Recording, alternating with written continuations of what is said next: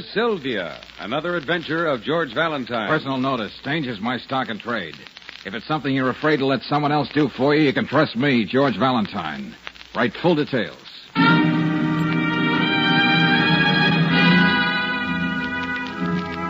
Dear Mr. Valentine, is she trying to get me out of her life, or is it my imagination? Is she in love with someone else, or am I just going mad with jealousy? I've got to know these things about Sylvia, or I won't be able to go on. Maybe it's weak and degrading for a man to grovel like this, but you've got to help me. I'll be waiting for you at my home. Waiting for you at my home between the hours of 2 and 4. Gratefully yours, Leslie Graham. Uh-huh. Whoever wrote this letter had a hard time keeping the pen on the paper, Brooksy. Oh, it's a pretty pathetic letter to swallow, George. It ain't pablum, Angel. The guy's in a bad way. Well, I don't see how you fit in. This is something for the psychiatrist's couch. Yeah, maybe so. But I'm curious. Hmm? Who is Sylvia? What is she?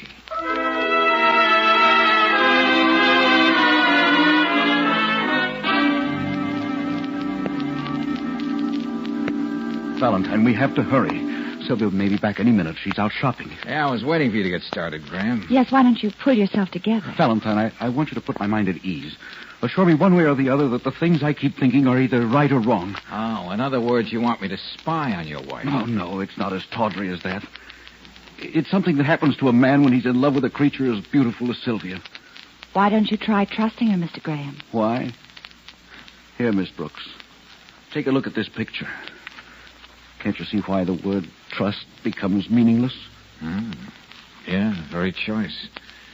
But there are a great many beautiful women in the world, Graham. Some of them even manage to wash diapers. Oh, you wouldn't understand. When we were first married, the only person I was jealous of was her dead husband. Then it started. I began to hate every man who stared at her in the street. Then whenever I was away from her, I was no good for anything. All right. Now there's a handsome blonde gentleman named Tom Vickers who trails around after her. So you can see how... I can see everything, Graham. But it's no soap.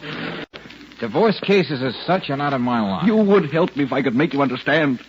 Understand how a man can get on his knees and keep begging a woman over and over again to tell her that she loves it.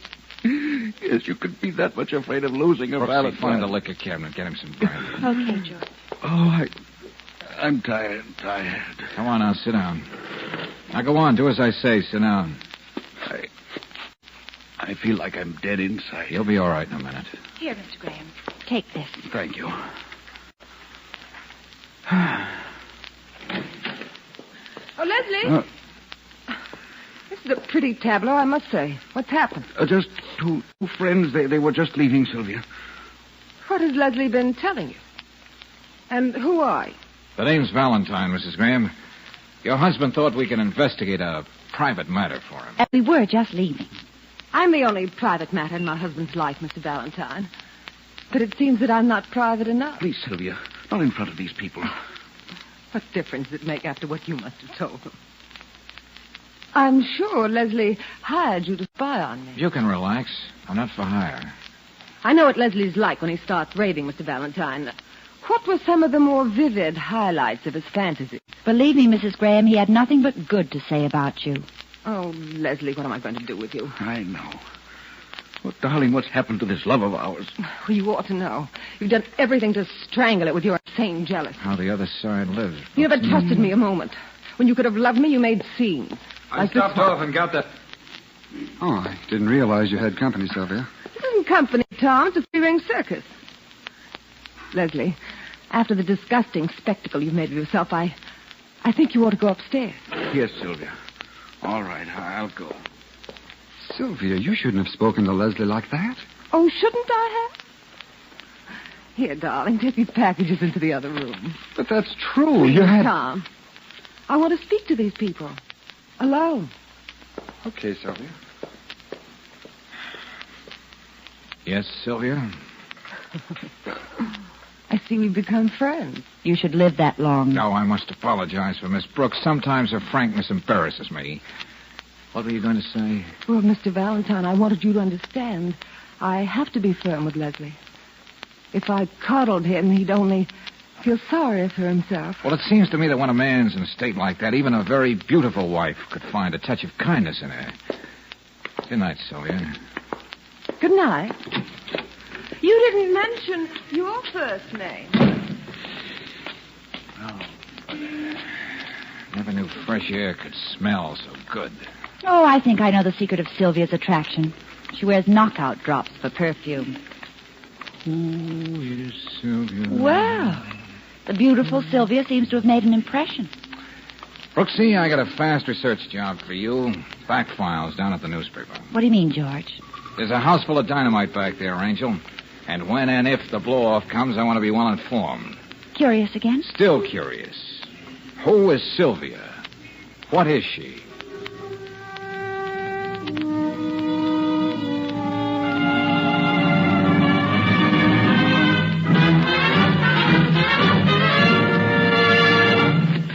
George, I got all that stuff you wanted. And believe me, it took some digging. Good work, Brooksy. Let's see.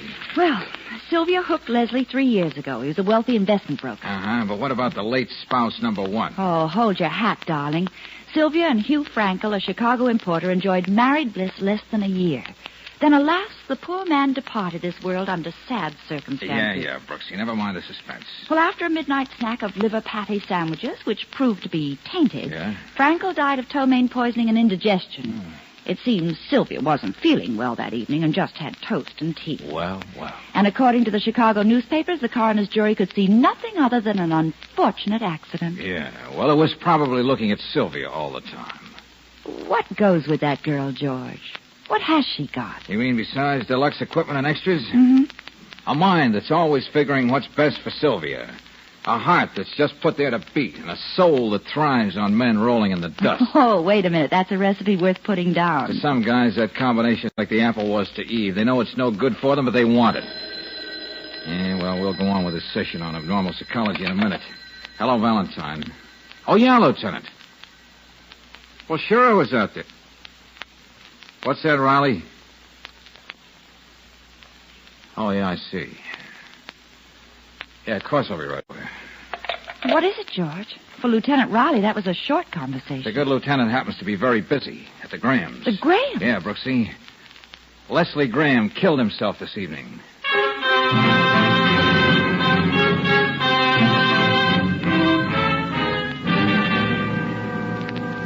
Valentine, you wouldn't find me here at all tonight on what looks like a routine suicide case, except for one thing. Oh, I'm way ahead of you, Lieutenant. You found out that I paid a little visit to the Graham homestead yesterday. Mm-hmm. Then I was afraid to stay away, if you know what I mean. Oh, we both know what you mean. Don't be so understanding, Miss Brooks. Sorry. We checked with the partner in Graham's firm downtown. He says Graham was making all kinds of morbid remarks throughout the day about life not being worth the candle. You know, scintillating stuff like that. Does that check with what you found, or is there more to it? Well, Lieutenant, Graham was in an even worse frame of mind when I saw him. Yeah? What do you want to see about? Unhappiness, Lieutenant? Oh, unhappiness, he says. Now, would you mind being just a little more specific? Was he unhappy because of his golf game? Or did someone nudge his fenders? Come on, get to the point or I'll... Yes, sir, Lieutenant, yes, sir. Yeah. Graham was unhappy because he wasn't getting along with Mrs. Graham. He wanted me to get the usual kind of evidence. And we have scruples, you know, Lieutenant. I know. Well, he wouldn't be the first guy to bump himself off because of a sour marriage. Where is Mrs. Graham? In the drawing room with that whatchamacallit guy, Vickers. Oh, how cozy. Yeah. Hey, Doc, are you through? Yes, Lieutenant. Seems to be just as the family doctor said. And what was that? Oh, hello, Valentine. Graham loaded his highball glass full of Renapol, Lieutenant. Renapol? Yeah. You can buy it in any drugstore. You don't need a prescription. It's specific for headaches, mostly migraine. Well, wouldn't Graham have to take a lot of it? He took a whole bottle. Oh. And with whiskey, that really means a one-way ticket. Anyway, he didn't find it hard to take. It's practically tasteless. Well, I'll go and tell Mrs. Graham. There'll be an inquest in a couple of days. And I'll go write out my report. So long, Doc. All right, my fancy friend. Why did you hold out on the lieutenant like that? Did I do that? Oh, stop being coy, George. Well, everything I said was the absolute truth. Yeah, but you didn't say enough. You could have made this thing look more like murder and less like suicide. You know, house full of dynamite, the first husband who was crazy for liver patty sandwiches. Well, you heard the lieutenant, Angel. There'll be an inquest, so the facts will come out a few days later. Yes, but what's the idea? Just this, Brooksy. I want Sylvia to play her hand as though she had all the cards in the deck. Give her every chance to make a slip. Oh. George. What have you got there under your top coat? You mean this? Oh, you swiped her picture. Oh, now, wait a minute. Yeah, I'm going to put it on my desk and just stare at it. What do you think it'll do to me? It'll get you a black eye from me. Oh, now, look, what's on your mind, George? I don't know, Brooksy. Let's say just a hunch. Now, you run along home. I'm going to pay a few calls on the neighborhood druggists. See you in the morning.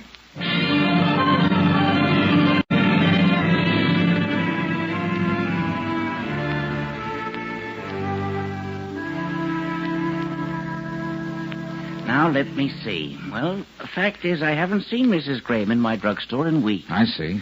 The truth is I sold one bottle of Renopal recently, and that was to a man. Yeah, well, what did he look like? Can you remember? Come on, try. Oh, that's easy. He was a big, strapping fellow. I was saying to myself, who'd think anybody like that would have a headache? Yeah, but what did he look like? Broad shoulders, blonde hair, like an athlete. That's enough. Thank you, friend.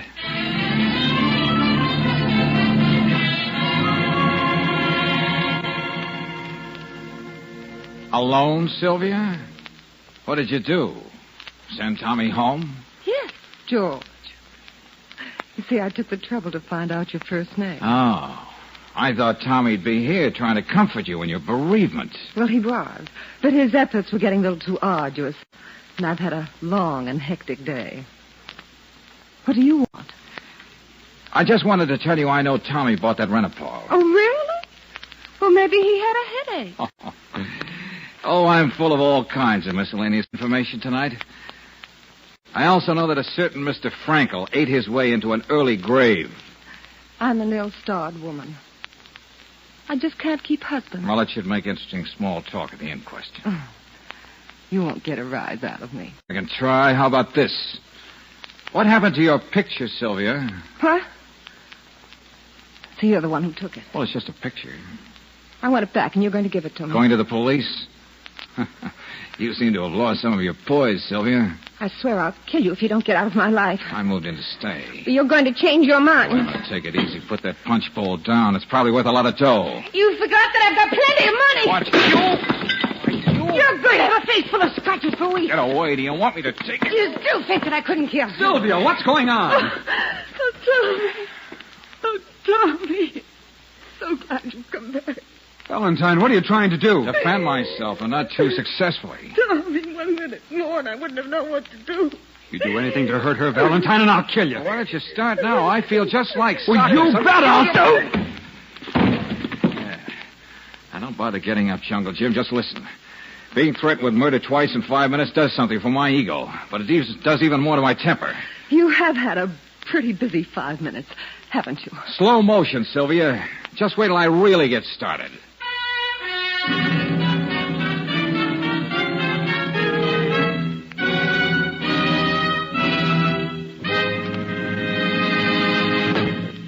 We'll return to tonight's adventure of George Valentine in just a moment.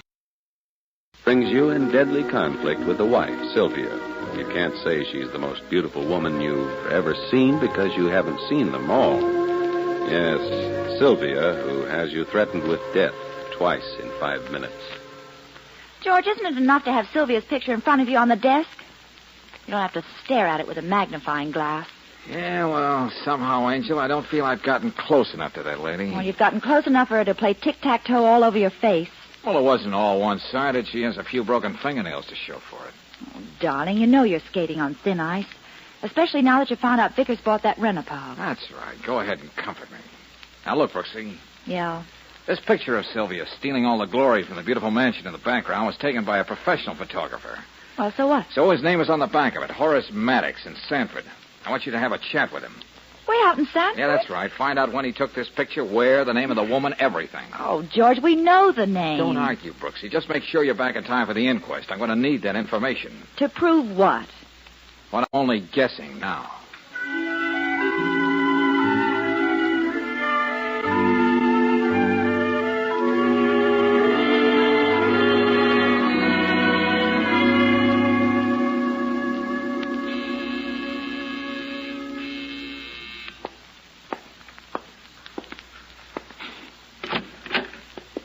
Wow.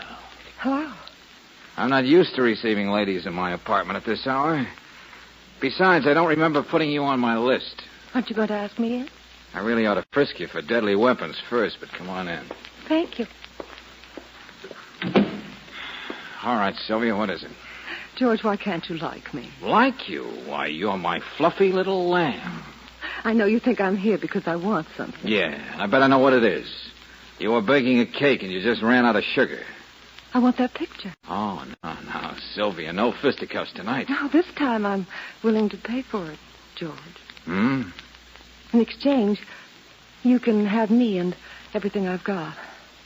Wow, that's like being offered Fort Knox and throwing in Hedy Lamarr as an afterthought. I think I'd like the arrangement, too.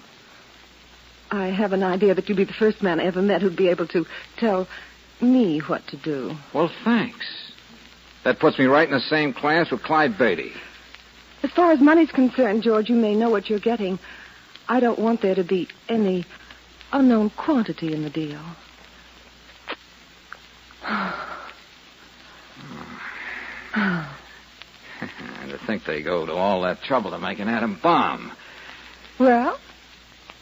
Look, Sylvia, I want to live a little longer. You're as treacherous as the ragged edge of an open tin can. Now, get this straight. I'm sticking with this case, even if it gives me gray hair and bursitis in the left shoulder. All right. Now I've got a surprise for you. Here we go. Yesterday, Tommy Vickers and I were married. Okay. You can stop rocking on your heels, George. Married to Vickers? And still making fancy offers? That could have been arranged.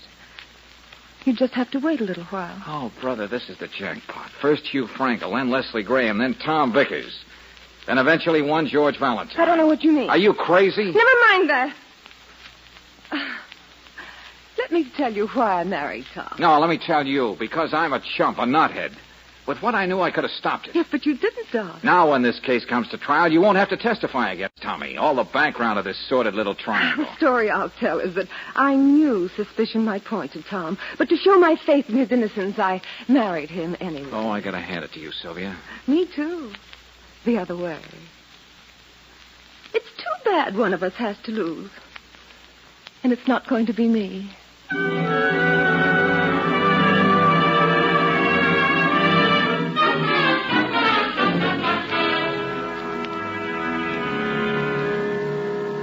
Oh, yes, Miss Brooks. I remember very well the day I took that picture. Well, that's fine, Mr. Maddox. Annie was so excited I could hardly make her stand still. Annie?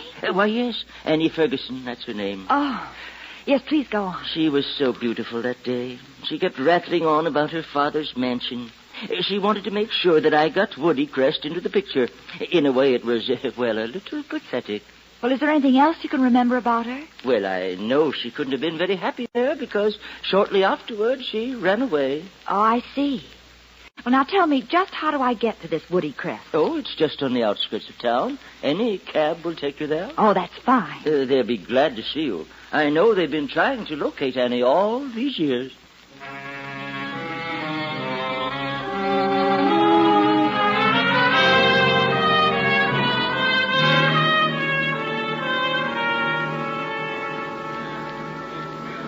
All right, everybody, we can start now. This is Assistant District Attorney Griggs. This is all going to be very informal. We ought to be out of your house in a little while, Mrs. Graham. Oh, that's all right, Mr. Griggs. I'm supposed to assure all of you that you're not supposed to say anything here today that might incriminate you, just in case what transpires here warrants an indictment. Is that clear? Yeah, sure. We all know the circumstances of Leslie Graham's death. Do you have any further comments to make on your autopsy report, Coroner? No, sir. Death due to overdose of Renapol. Very well, we can go on. Just a few questions. I believe, Valentine, you said you had something important in connection with this inquiry. Yeah, that's right, D.A. I have another witness I'd like to introduce. Sergeant, tell Mr. Cook we're ready for him now. Yes, sir. Hello? Oh, yes. Oh, yes, certainly.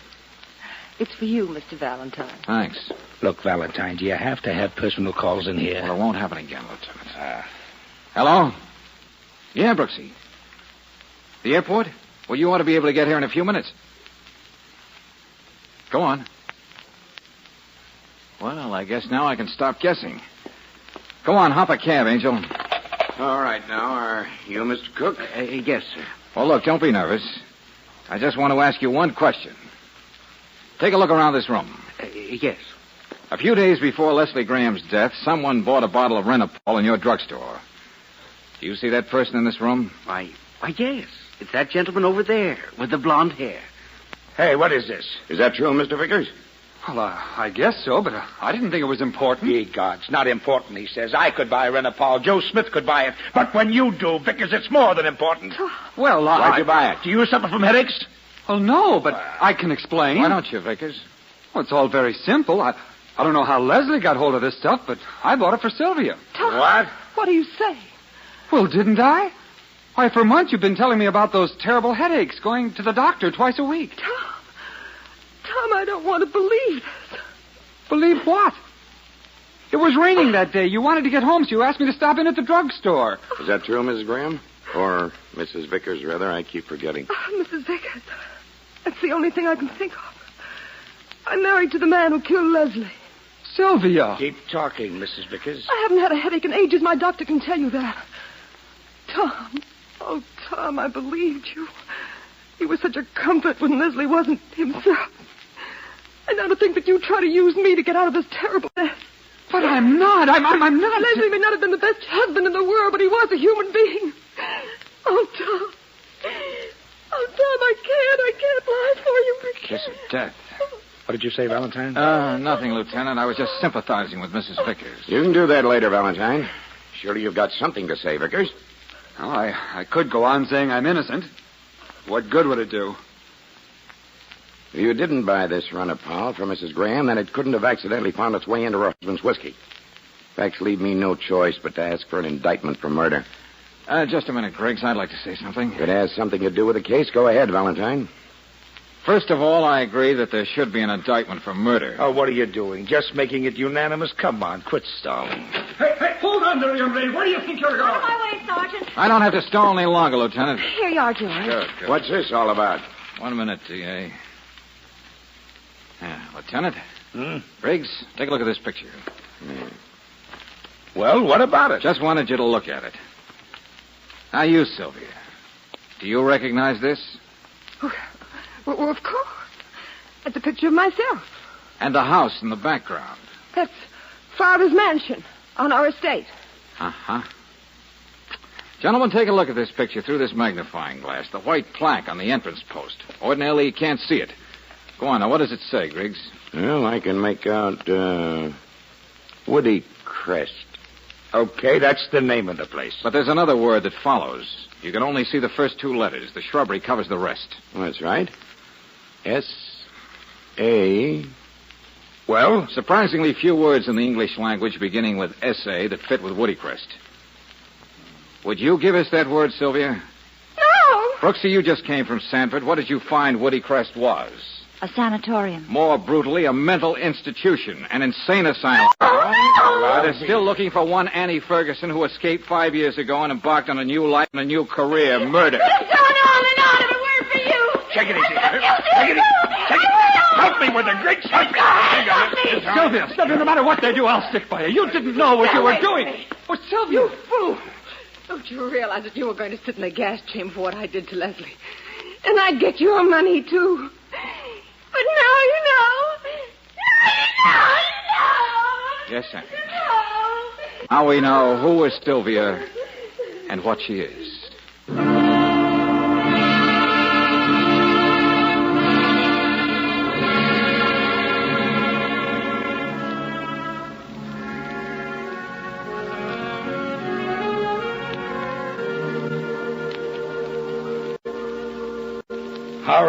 All right, Valentine. You were as smart as a whip. But don't think I'm forgetting you held out on me. Well, I'm sorry, Lieutenant. I thought that was the only way to do it. But the next time... Time. Back to your corners, gentlemen. Oh, saved by the bell. Oh, darling, I know your mind moves in mysterious ways, but... Yeah?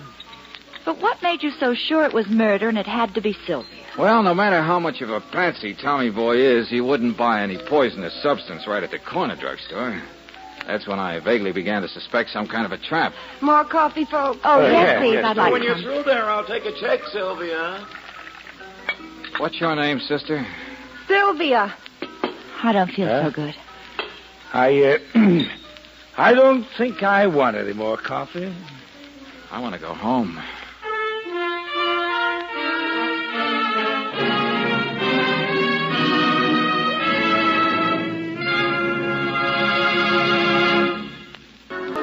Let George Do It stars Robert Bailey as George with Frances Robinson as Claire. Wally Mayer appears as Lieutenant Riley. Tonight's story was written by David Victor and Herbert Little Jr. and directed by Don Clark. Also heard in the cast were Frances Cheney as Sylvia, Louis Van Ruten as Graham, George Neese as Tommy, Ken Christie as Griggs, and Fred Howard as Maddox. The music is composed and conducted by Eddie Dunstetter. Your announcer, John Heaston. Listen again next week, same time, same station, to Let George Do It. This is the Mutual Don Lee Broadcasting System.